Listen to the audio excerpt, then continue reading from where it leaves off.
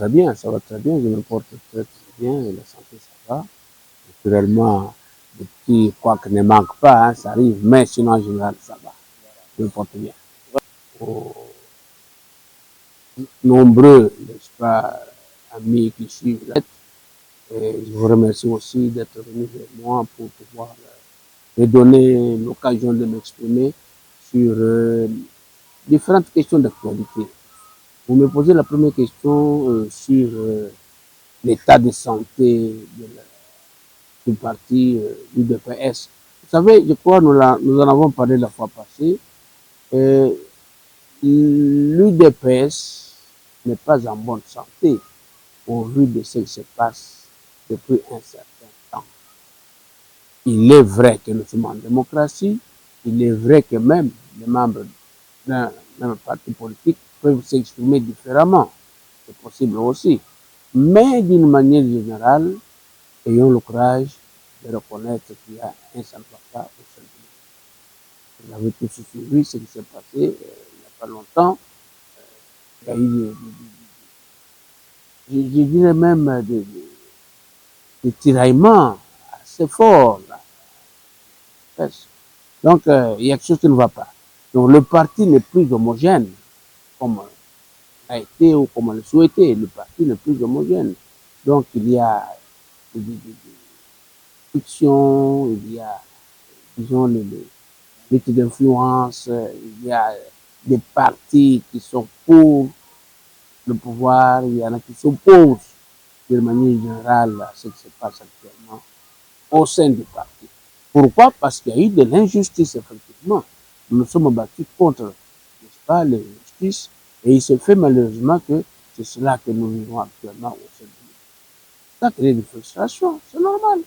Donc, les gens se rendent compte qu'ils se sont battus pour rien et que ce que nous avons combattu continue à exister et cette fois-ci au sein du parti. Donc, il n'est pas étonnant qu'aujourd'hui, il y ait ces deux tendances qui se dégagent. D'un côté, M.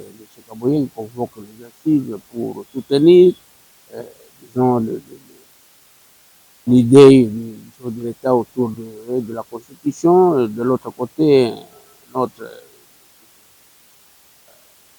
Izubou, qui certainement a des sympathisants aussi qui le soutiennent aussi. Donc, il y a un malaise.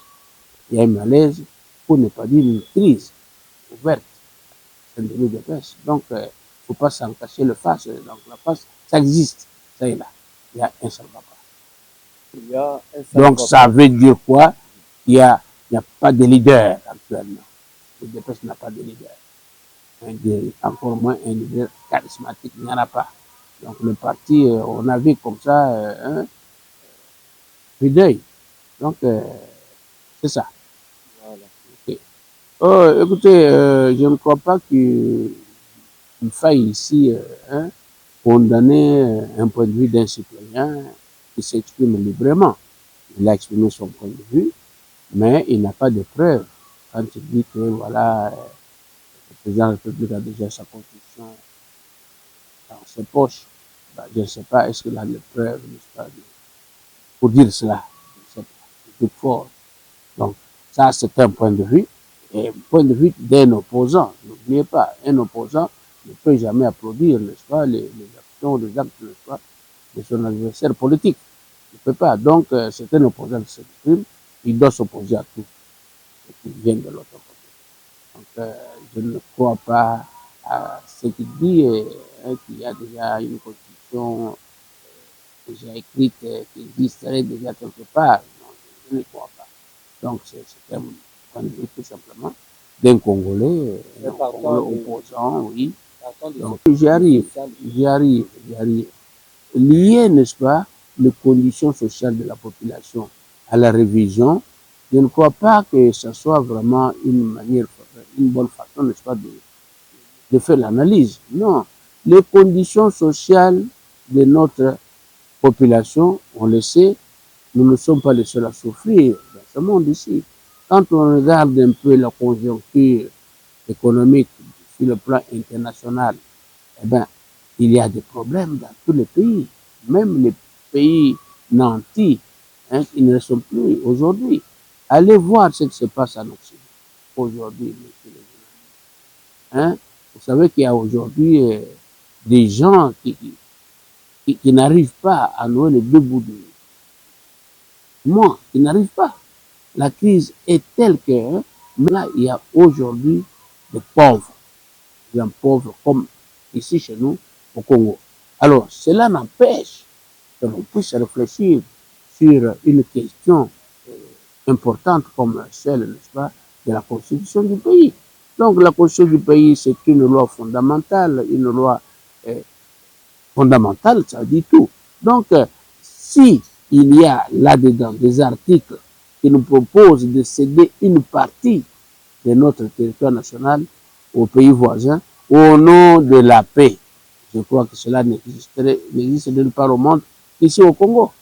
Ceux qui appuient cela, franchement, je me demande s'ils sont congolais. Sont-ils vraiment des Congolais?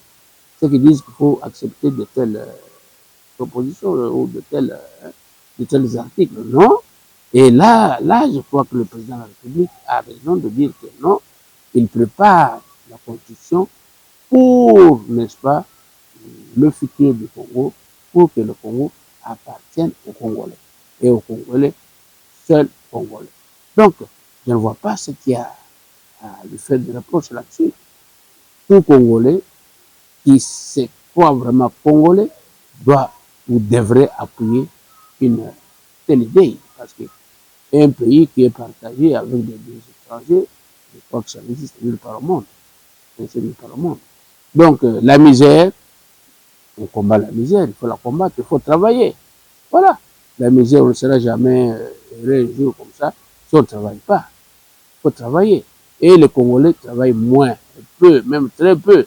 Ça, il faut le dire. Il faut le dire. Et ils attendent le bonheur. Ça viendra. Allez voir comment les autres travaillent. Sous la pluie, sous la neige, ils travaillent.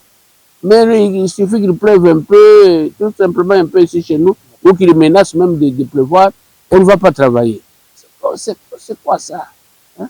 Vous étonnez que les Belges aient instauré, n'est-ce pas, la chicotte pour supporter nos pères, nos grands-pères. C'est à cause de ça pour les pousser à travailler.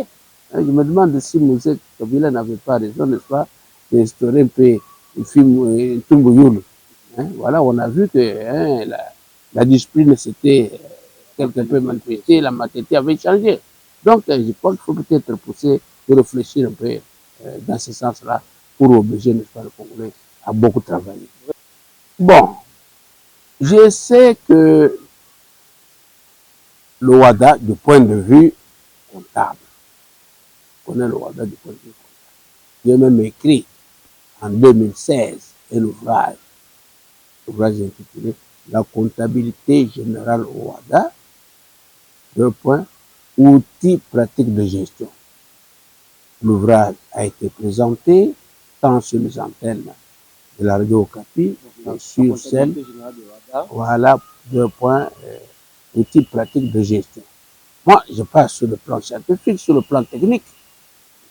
Le pays a étudié, le pays a examiné ce document. Et sur le plan technique, disais-je, il n'y a rien à reprocher à ce qu'on a fait. Mais on a vendu le pays parce qu'on a adhéré à l'OADA. Tous ces pays-là qui sont maintenant membres de l'OADA, ont-ils vendu leur pays à qui alors? On a vendu le pays à qui? On ne comprend pas. Ils nous disent un peu, on a vendu à qui? Du fait d'avoir adhéré à l'OADA, on a vendu le pays. On l'a vendu à qui? Or, l'OADA, c'est un ensemble de pays, 17 pays qui se sont mis ensemble pour pouvoir harmoniser, comme le texte le dit d'ailleurs, pour harmoniser les pratiques comptables dans leur pays. Que le langage soit le même dans ces pays-là. Autrement dit, les techniques comptables qui sont utilisées dans le pays sont les mêmes techniques comptables. Je ne vois pas le mal, mais je ne sais pas si sur le plan juridique, on parle de vendre à qui? Je ne sais pas qui on a vendu, qu'est-ce qu'ils ont pris ici chez nous jusqu'à présent. Je ne vois pas ce qu'ils ont pris. Donc, nous pratiquons la même comptabilité. Et nous avons le droit de modifier aussi les articles qui ne nous convainquent pas. On l'a déjà fait. On l'a déjà fait. On ne peut pas vous porter plainte. Nous porter plainte. Pourquoi? Non? Hein? Non, on se réunit tous ensemble Et là, on s'exprime. Le Congo, notre pays, l'a déjà fait, a proposé la modification de certains articles, n'est-ce pas? Et ça a été accepté par le reste des membres. Donc, on est membre à part entière, on a le droit de dire oui, oui, on a aussi le droit de dire non. Mais dire que, et puis, quand vous parlez que c'est le président qui a vendu, moi je sais que le WADA a vu le jour en 1993, s'il vous plaît. Le projet a vu le jour en 1993, à l'île Maurice. Et nous sommes devenus membres en 2014. Et le WADA fonctionnait pendant tout ce temps-là. C'est le fait d'avoir adhéré en 2014 qu'on a vendu le Congo. À qui, je me demande, à qui on a vendu le Congo? Il faut un peu vérifier, disons, certains langages, certaines affirmations, sans, à mon avis, sans preuve, ce sont des affirmations tout à fait gratuites pour dénigrer ou pour détruire. Mais il faut savoir faire la part des choses, hein, entre ce qui se passe et ce qui est réellement la situation. Donc, je ne suis pas d'avis qu'on a vendu le pays parce qu'on a adhéré à l'OADA. Certainement pas. Sur le plan comptable, je ne vois pas de marque. Entre eux, hein, entre les techniciens, ils savent pourquoi quitter et pourquoi ne pas quitter. Pourquoi. Mais d'une manière générale, je ne sais pas, les états généraux ont eu lieu, c'est pas la première fois. Hein. Est-ce que les états généraux ont apporté quelque chose de nouveau? Si oui, quoi exactement? Si déjà avec les 350 résolutions de 2015, on nous dise l'exécution de ces résolutions, c'est à quel taux? Quel est le taux d'exécution de ce qui a été décidé en 2015? Et qu'est-ce qu'on a apporté de nouveau actuellement avec de nouveaux états généraux? Pourquoi pas, hein? Vous savez, les états généraux, c'est bien beau, mais l'application, c'est tout autre chose. Hein? Oui, oui. Il y a eu la conférence nationale souveraine dans ce pays. Tous les Congolais se retrouvaient dans ces assises-là. Mais qu'a-t-on fait des résolutions de la conférence nationale souveraine? Qu'a-t-on fait de ces résolutions? Mais ce ne sont pas les États généraux qui vont changer les choses. Pas grand-chose, à mon avis. Déjà, je dirais même que c'est déjà un mort-né. Regardez, à peine sorti des États généraux, un groupe, hein, a dénoncé le rapport final, hein, disant que, voilà, ils ont même porté plainte. Comment est-ce qu'on peut espérer, n'est-ce pas, l'exécution en bonne et due forme de ces résolutions-là? Donc, j'ai des doutes là-dessus. Je crois que ce n'est pas ça qui hein. Les textes, il y en a beaucoup dans ce pays, mais soyons capables de les appliquer, de les suivre. C'est ça. Donc, je ne crois pas beaucoup à ce qui est sorti. Je crois qu'il a raison lorsqu'il dit cela. Quand on regarde, hein, au cours de la législature passée, si vous regardez bien sûr les 26 provinces, plus de la moitié, il y avait des conflits entre les institutions, le gouvernorat et les assemblées générales, hein, provinciales. Donc, il y avait des conflits dans ce sens-là. Qu'est-ce qu'on reprochait au gouverneur? Mauvaise gestion, détournement des fonds. Donc, je crois qu'il faut réfléchir autrement pour que ce genre, n'est-ce pas, de conflits ne reviennent plus. Bon, j'entends dire qu'il propose actuellement que le président puisse nommer, oui, le gouverneur. Autrement dit, ils seront redevables. Bon. Est-ce que ça va résoudre le problème? Je ne sais pas. Est-ce que la population ne va pas réclamer qu'il y ait des élections de gouverneurs pour qu'ils puissent le contrôler et le suivre? Voilà. Donc, ce sont des questions assez délicates qui exigent vraiment des études approfondies. Oui, oui.